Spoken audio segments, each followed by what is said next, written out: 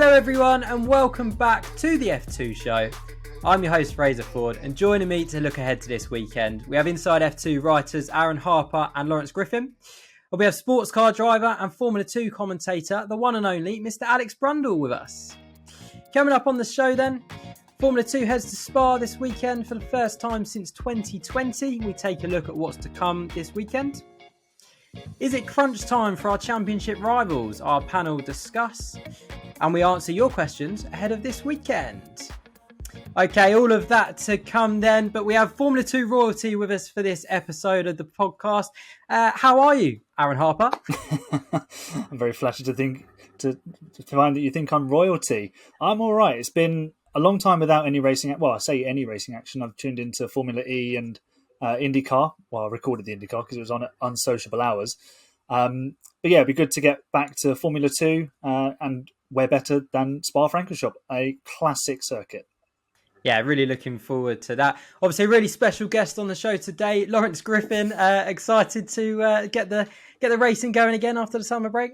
Yeah, absolutely. You keep mispronouncing Alex Brundle though, but it's been a really tense time over the summer, just waiting to get back into the racing, knowing that we've got a real battle on our hands for the championship. So I'm looking forward to it.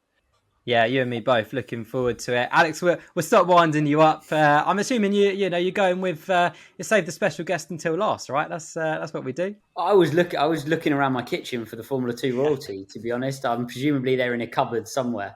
Yeah, great to be with you guys. Looking forward to chatting through Spa. It's going to be an interesting race weekend, isn't it? Yeah, Alex Jakes was fully booked for this evening. So, no, I'm joking. Alex is seriously. It is great to have you with us. It's been a while actually since we've had you on the show, hasn't it? So yeah, how have you been, and what have you been doing? Obviously, you've got your own racing career as well, haven't you? How's the season going so far? Decent. We had a decent result in Monza, so the boss is a little bit more happy with us. Managed to drive the car to fourth place of around 20 LMP2s. So. Yeah, going decently so far, but it's not about me, is it? It's called Inside Formula 2. It's not Inside WEC. So yeah, focused in on viewing Spa from afar. I won't be doing the commentary for it. I'm otherwise booked. I'll be back in Zandvoort, but of course keeping tabs very, very closely on all of the action. Yeah, absolutely.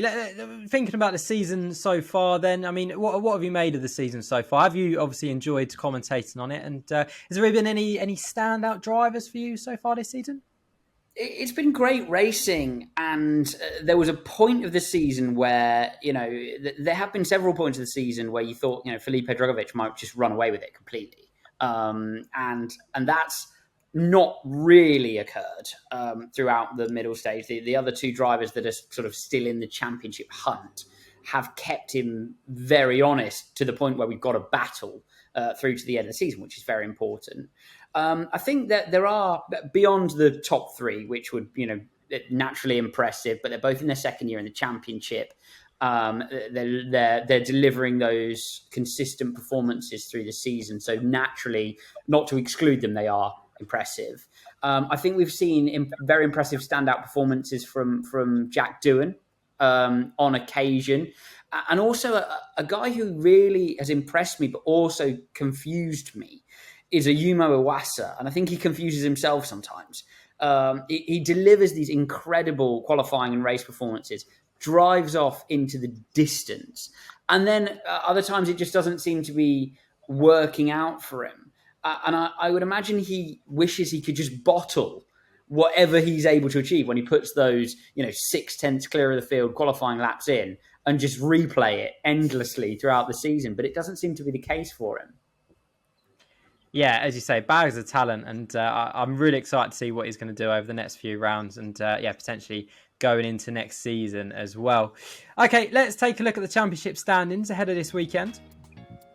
It's Felipe Drugovich who still leads the way, heading into the final third of the season, but he has the Frenchman breathing down his neck. Théo Pourchaire has closed the gap to within a feature race victory, meaning it's game on for the rest of the season. Logan Sargent is still the highest placed rookie in P3. He'll be hoping for a strong end to the season. And what a season so far it's been for Enzo Fittipaldi. He moved into P4 in the standings last time out. Jehan Darula and Frederick Vesti round out the top 6. And the team standings? ART take a healthy 43-point advantage going into the final few rounds after a mega points haul last time out in Hungary.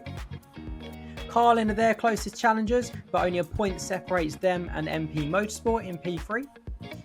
High-Tech, Prema and Dams round out the top 6. And as always, the full standings are available on our website, www.insidef2.com. Okay, yeah, I mean, I don't know about you guys, but Spa for me is one of my favourite circuits on the calendar. I love Spa. Obviously missed it last season, but it's great to have it back on the calendar, isn't it, Lawrence? Absolutely. It's a real classic of a track. It's a real staple of the calendar and always seems to produce exciting racing and produces a particular challenge for the drivers as well, putting together a solid qualifying lap with such a long lap and so many high-speed turns leaning into long straights where you can be losing time all the way down the straight if your exit isn't good enough. That makes it such a knife edge for the drivers. And so I'm really happy that Formula 2 is going back to Spa, and with some changes as well to make the track a little bit safer as well. Hopefully that will allow us to go racing without fear for anybody getting hurt around that track, which is the last thing we want to see ever. And so I think the changes should help us enjoy it even more. And with Spa as well, there's the added into the mix is the fact that you can have some very changeable weather, as we saw last season with Formula One. So perhaps it's a good job that we missed Spa last season, because who knows whether we would have had much racing there at all. But I'm glad that we're going back, and hopefully we can have some exciting conditions, but not too chaotic as we saw last year. Yeah, I looked at the forecast earlier, and it does actually look like there's a bit of rain about, doesn't it? So let's hope there's not a repeat of the Formula One race last season. Lawrence has just touched on it there, Aaron. Obviously, a re-profiled Rouge with safety at the forefront of those changes. It was a change that had to be made, wasn't it? But it's a good one, right? Yeah, any step in safety is a positive one, because you don't want anyone getting hurt. You don't want anyone getting hurt, as Lawrence said, end of story. We don't watch these events as spectators, as fans, hoping the worst for anybody. We want to see exciting racing. So a positive step in the fact that they've taken action, because there's been 3 incidents over the last 3 years of that configuration and the combination of various cars going through this. We've had accidents with WEC. We've had a W Series accident. We've had Formula 2. There's been F1 accidents there over many years. So it was about time that they did something about it. And without having really seen too much of what they've done, I'm guessing, I know that they've widened the runoff on the left, and the bit on the right on the exit of Radion is a little bit tricky because of the landscaping, but they're doing the best they can, I suppose, having not been there to see it myself. And we'll just have to wait and see. And purists, old school fans might say, the challenge of Eau Rouge has been neutered somewhat, but the challenge remains the same. It's still a set of corners that you have to get right in the grand scheme of your lap. And there are so many other aspects to Spa that make it really, really important. You've still got Blanchimont, which is a phenomenal corner, and that was changed after Luciano Berti's crash in 2001, and that's nearly 20 years ago, and it's still just as challenging, just as important as the rest of the lap. But Eau Rouge will still be important, just like every other corner. And I suppose, Alex, you're in a better position to give us a driver's perspective, because it's uphill, it's a fast change of direction. The car can go light, it can become unsettled. Yeah, certainly. I mean, when I raced there earlier on this year, it's interesting, the changes that they've made. The challenge of Eau Rouge changed when they took the walls away and the grass and the gravel. So it's the same challenge in terms of a corner as the previous tarmac penned iteration was. And I think I was spending some time with Pietro Fittipaldi recently. Actually, Enzo probably merits a mention in our previous segment as another driver who's been incredibly impressive through the early stage of the year. Who, of course, had his power steering failure in a sports car in there a few years back, and the consequence and the recovery. A guy who knows only too well how hard that corner can bite. I think cars bouncing back onto the racetrack is unacceptable, and we've seen various crashes in all sorts of sports cars and GT racing. The absolute worst thing imaginable. Well, there are two terrible things that can happen to you in a race car. Firstly, you can hit an articulated piece of machinery. That's an absolute disaster, and we've seen some horrible accidents associated to that. Second thing you can do is stop in the middle of the track and be hit by another car, which is what we're talking about here. So, all credit to Spa, who've managed to not change the profile of Rouge. There have been changes all around the circuit, actually, and it's something I really support. They bring a lot of gravel back. Expect to see stoppages in the races more than we generally do. There's a lot of gravel very close to the track now. So there will be drivers going off and stopping in the gravel. They said they weren't going to change the profile of the racetrack, but they have. The racetrack, particularly down at turn 9, has changed significantly. And the drainage as well. If there are wet conditions, now they've put the new turn 9 in with a quicker option for bikes on the inside is really not quite, well, it certainly wasn't up to snuff when I raced there earlier on in the year. So expect drama in wet conditions. The track has definitely changed. So it's worth a check-in on free practice if you don't normally watch it. Yeah, definitely. Really, really looking forward to it. Alex, what's in your opinion, what's the most enjoyable and the most challenging part of the circuit? There's a very underrated section, which is from the exit of Pouhon, the double left, through the Piff Paff chicane and into Stavelot, which has a lovely rhythm to it and is very technical. As a driver, you carry a lot of apex speed. Spa is fantastic. There's only one part of the racetrack I don't really enjoy, and that's the Lemcombe chicane and then down into Brussels, the hairpin. It's a little bit fiddly, but the rest is just fantastic. And great for racing as well. And that's why we like it. It's a circuit that the drivers enjoy. It has that kind of epicness to it. You feel like you've traveled the distance in a bit the same way as you do when you drive Le Mans, the way that you don't when you drive somewhere like Hungaroring. You've very much circulated a racetrack when you've driven the Hungaroring. When you drive Spa, you feel like you've covered the course, if you know what I mean, which is a great feeling to have. And challenging for drivers, challenging in terms of setup, and challenging for teams. I have to concur with you there, Alex. Sorry, Fraser. I have to concur with you there. I mean, I've not driven Spa like on the ground, but from playing the Formula One game, when you get that section right, it makes a huge difference to your lap time. And it's also so easy to get it wrong. If you run too wide on the exit of the chicane, you can get a kick of oversteer, and it's just puts your entry off, and you lose that apex speed, and then you're carrying that speed all the way through Blanchimont and into the bus stop. Yeah, well, there's one of those places that they've actually added gravel now. So there are watch closely when the cars first run on circuit, because some of the changes are very subtle but very critical to the way the racetrack is driven, and that's one of them. There's gravel now on the exit of the Piff Paff chicane.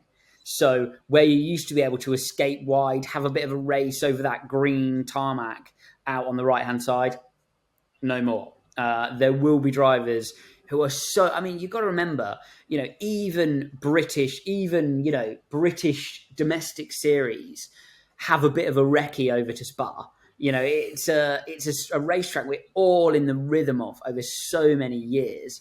And so there will be drivers who are so used to driving the rhythm of Spa, they will actually make mistakes due to familiarity, make mistakes due to bad muscle memory, if you like, which I think will be interesting to see and see who can adapt in the early stages.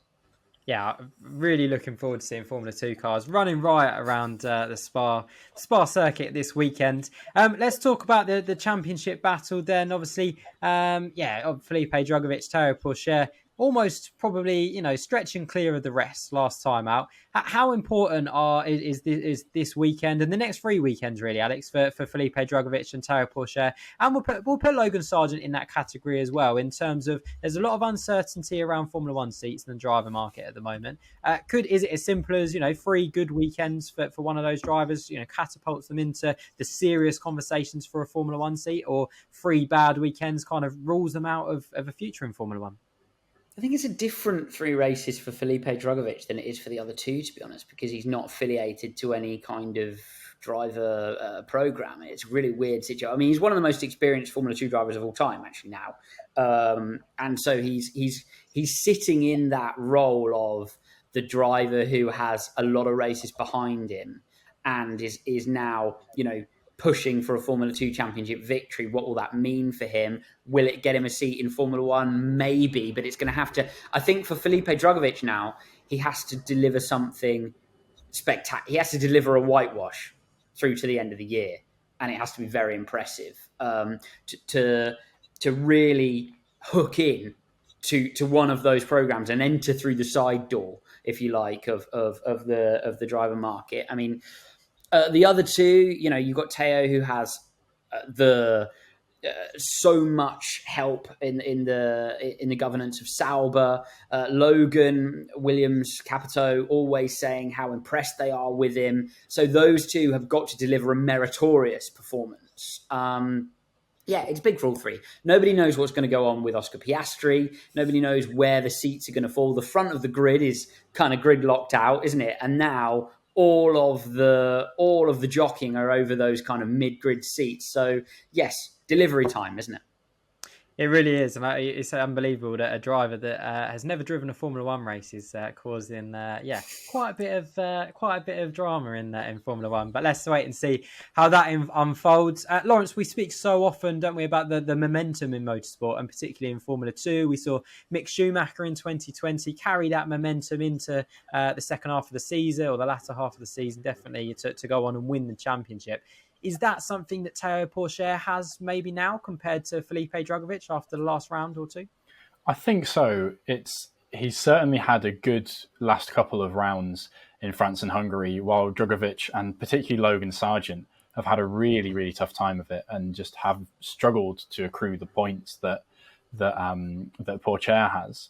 But it also depends on other drivers. It's not just a question of his momentum. How will Drugovich, how will Sargent respond? We saw Iwasa perform so well in France. Will he start to find that consistency that Alex spoke about?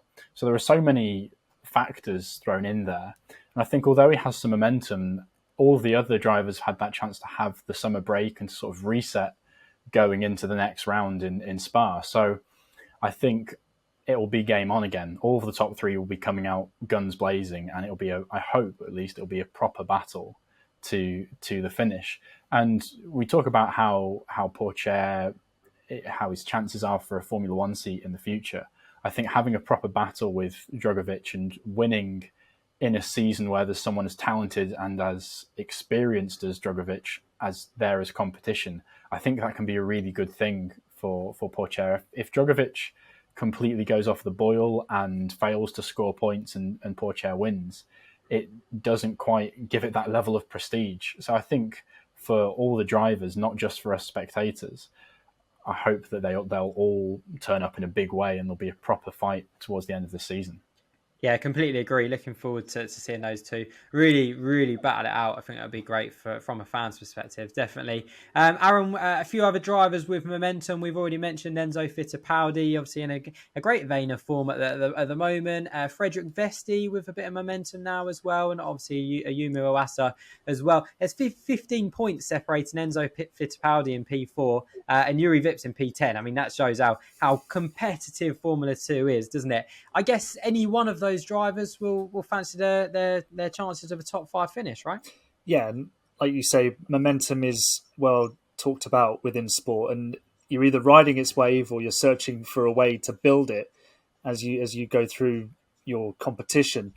And with the way that the Formula 2 calendar is set up this year, you've got a mini sprint of 3 races in 3 weekends, and it could be make or break. And there's a massive gap then to the end of November and Abu Dhabi. So if you can get a real hustle on now and deliver some big points, it can transform your championship prospects for the rest of the season. And that might be with the top 3 actually winning the series, or if you're a little bit further behind, being best of the rest, getting into the top 5. And for a driver like Enzo Fittipaldi, I don't think anyone expected him to be top 5 material this season for various different reasons. But he has performed absolutely brilliantly. But I would actually say it's most important for Frederick Vesti to find good momentum, because within the ART team, they're obviously going for the team's championship, but they've got Théo Pourchaire at the front as well in the drivers' championship. So if he is pushing Théo along, then that could mean that, first of all, Teo's performance is much stronger, and that then Frederick Vesti can take points away from Felipe Drugovich to help both the team and the drivers. I know it's sort of an individual sport in the way that they play this, rather than a team way in Formula One, but they've almost got to play the team game between those two and make sure that they're both delivering to maximise their chances for the team's championship and for Théo Pourchaire. Yeah, 100%, and I think those drivers will, all be hoping for a good round this weekend. Okay, a few weeks ago on the F2 show, we offered you guys, our fans, the opportunity to win a brilliant prize, a Liam Lawson signed driver card. All you had to do was tell us how many points Carlin had so far this season, and tag a friend on the social media channel that you were answering on. We had so many of you enter and answer the question correctly, so well done to all of you guys. But unfortunately, there can only be a few winners. We used a wheel to select the winners at random. Head over to our social media channels to see the winners announced. Congratulations to all of our winners, and we'll be reaching out to you via DM over the next coming days to work out how we can get them sent out to you guys. And keep an eye out on our social media channels as well for more competitions coming your way over the coming weeks and months. And you never know, you might be able to get a dinner date maybe with Alex Brundle as our next prize. We'll wait and see on that one. I'm very busy. Very busy. He's a busy man. Okay, moving on then. Lirim Zendelli is back in Formula 2, replaces Ollie Caldwell at Campos for this weekend after Ollie Caldwell picks up 12 penalty points. Lawrence, excited to see Lirim Zendelli back? Yeah, it'll be interesting to see what he can do. We see these driver changes happening so often in Formula 2, so how a new driver steps in, competes against their teammate, perhaps will give us a better idea of how Ollie Caldwell was actually performing when someone who's had Formula 2 experience goes and steps back into that seat.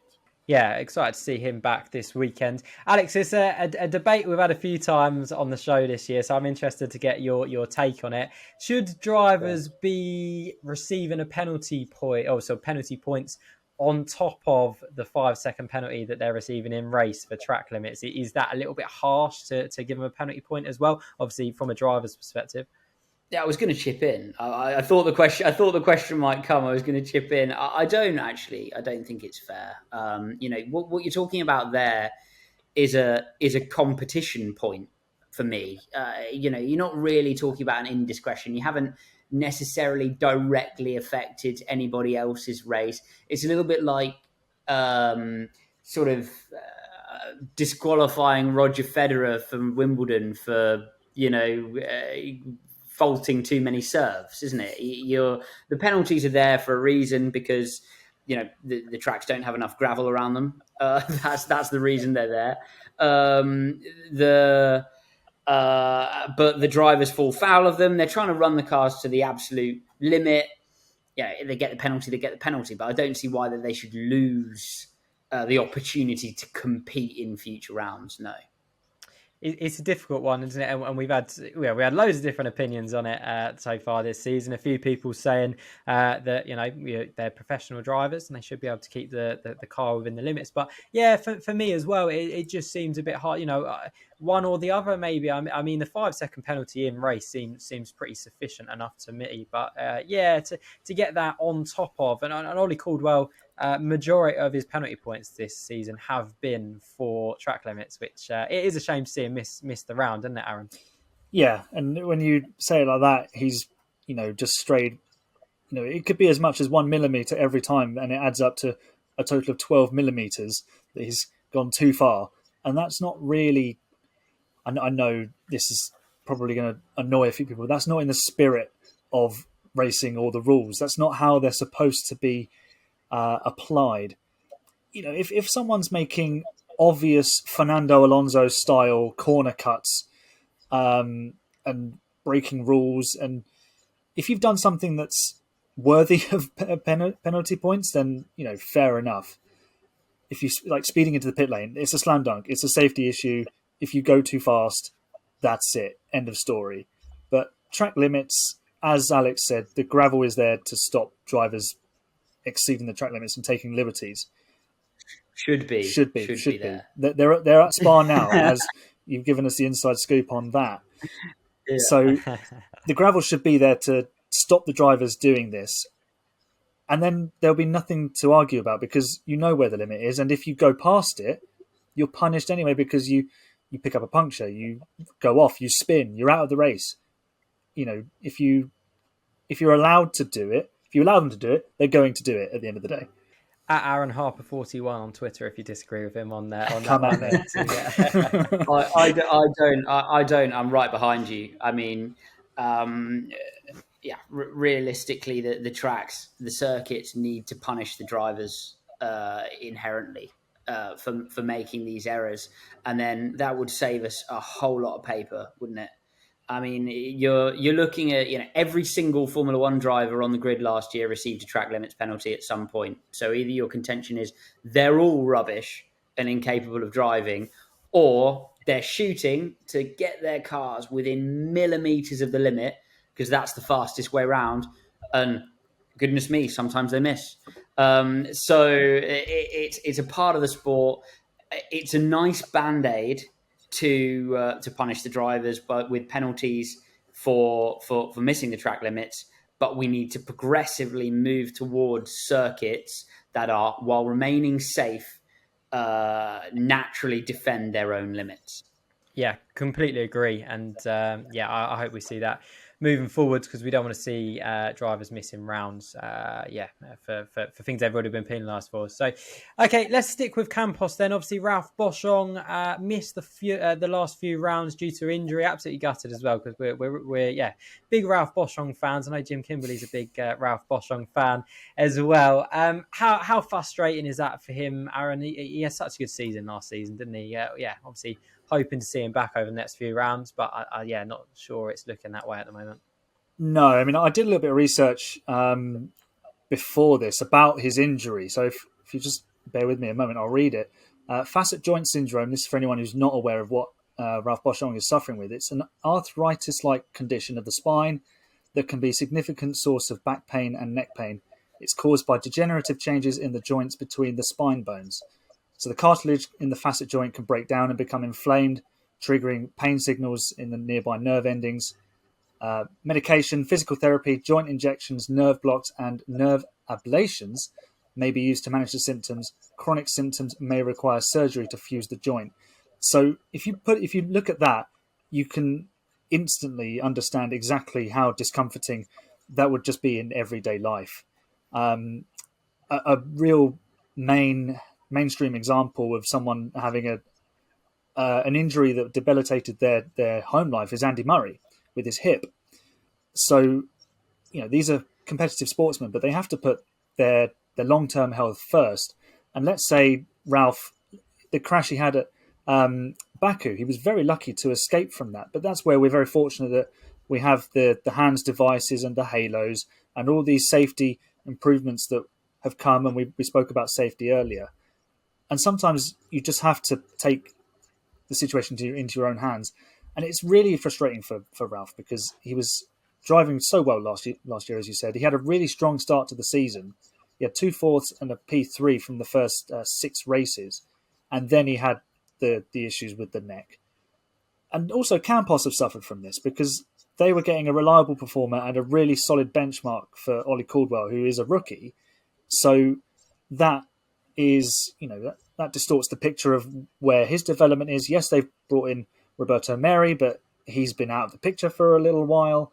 So he's got to get up to speed. And it's just all a little bit confusing for Campos because they don't then know quite where their car is and their setup is. But obviously for Ralph Boschung, it's incredibly frustrating because he's a racing driver and he wants to go out and race. And it's not just lack of funding. It's not just lack of available seats. It's a physical limitation that he has to go through and deal with. And, we wish him all the best and hope he gets well soon. Yeah, definitely echoed that. Lawrence Chembolik Bassi. I'm no investigator, but obviously I think a lot of people have noticed that Charouz have taken them out of his name out of their Instagram bio. Is that because he's potentially off to Campos? Obviously, Roberto Meri signed up to Super GT for the season. There's a Super GT race this weekend. Is he off to Campos? And in which case, will David Beckman jump in the Charouz to replace him? It could well be. First of all, if Bolek Bassi is leaving Charouz, I would certainly hope that he's moving to another team rather than leaving Formula 2 altogether. I think he's had a really tough time of it this year. His crashes in Jeddah and in Barcelona in testing, mid-season testing, and a few racing incidents have really hampered him this season, where he's coming in as a rookie, he's learning the car, he's trying to gain more experience, and overall, if you look at it, his teammate, who has obviously a bit more experience than him, has beaten him really comprehensively this season. Fittipaldi's had a really impressive season. And against that, Bolek Bassi hasn't performed as well for obvious reasons, in all fairness to him. But we know how unforgiving the world of Formula 2 can be. But I certainly hope there's an opportunity for him elsewhere, and the potential for David Beckman to come and jump back in and fill that gap. I think a lot of people would enjoy to see, because he had his time in Formula 2 cut short at points and had to move around teams. So for him to be back in a car and back demonstrating his talent would be a real pleasure to see, I think. So who knows? Hopefully we can keep those talented drivers in, and also for Jem Bolek Bassi as coming up as a sim driver and then moving into real inverted commas racing.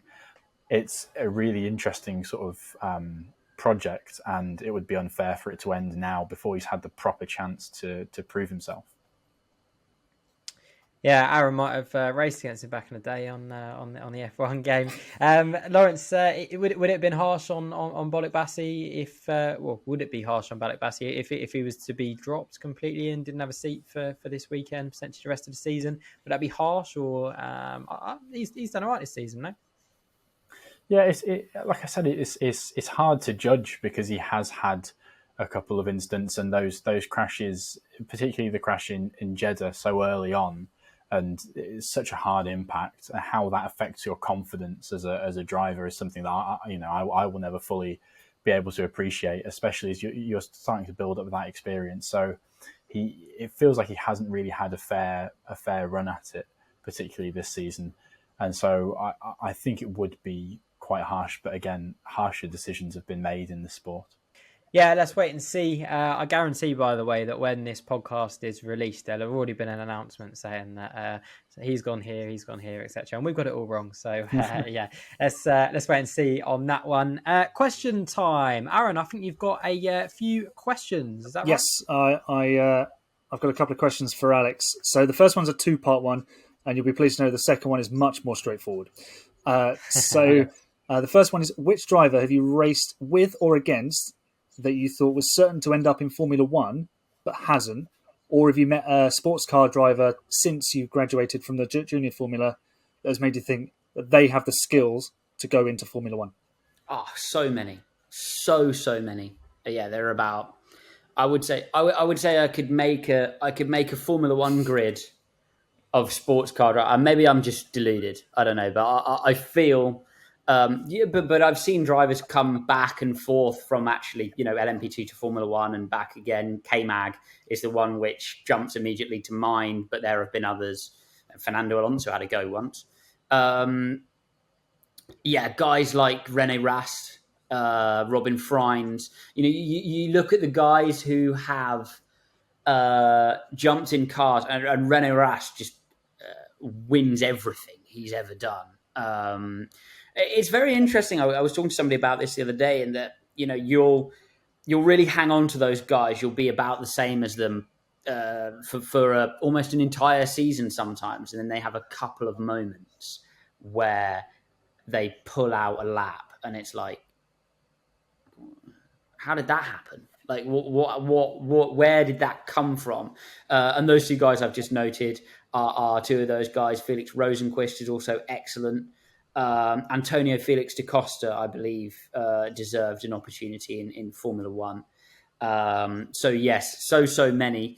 I came through GP3. I was just leaving GP3 as Danny Kvyat was coming through. Bottas was just before me. So yeah, those guys were in our kind of sphere. But yeah, those sports car drivers, guys like Earl Bamber, who just never even went in that direction, I believe are more than capable of performing in a Formula One car. Interesting. And the second question, much more straightforward, is: have you phoned Omar Safnar? How have I found him? Have you phoned him? Have I phoned him? Yeah, well, I have managers to do that. No, I don't. No, I haven't actually at this moment. But I bet he's got he just seems to be engaged the whole time. Can't get through. Yeah, it's so interesting that sequence that sequence of events, and I believe we as sort of fans, observers, journalists, whatever whatever the way you come to the sport, will never. There are going to be about 4 people who actually know what's played out in that scenario. What I do hope is that Oscar gets a run in a Formula One car, because I'd like to see how he does. Just for, not for his sake, purely for my sake. I'm just interested to see how he does. And I think that feeder series need that. The road to F1 needs that. So I really hope he doesn't, through trying to negotiate the best deal for himself, actually end up generating a crack and then falling through it. Because it looks like that might be a possibility, and for his sake, I really hope it's not. Who do you think, Alex, if you had to make a prediction, where do you think Oscar Piastri will be in 2023? I think looking at the when it comes down to the contractual stuff, and I to make it absolutely clear, I believe it's under considerable legal discussion, so I know nothing of said legal discussion. Now I'm purely speculating, a commentator, observer. I believe that drivers end up generally where they want to drive and where the teams want them to drive, and that for the reason that it's actually, when you think it through, not particularly prudent or safe to ask drivers to drive for teams they didn't actually expressly want to drive for. And for that reason, I think he's very likely to end up at McLaren, where I believe he wants to be. But like I say, I know nothing about that. That's purely a speculative, based on a little bit of experience of being a driver and doing contracts to drive racing cars. That's what I would suggest.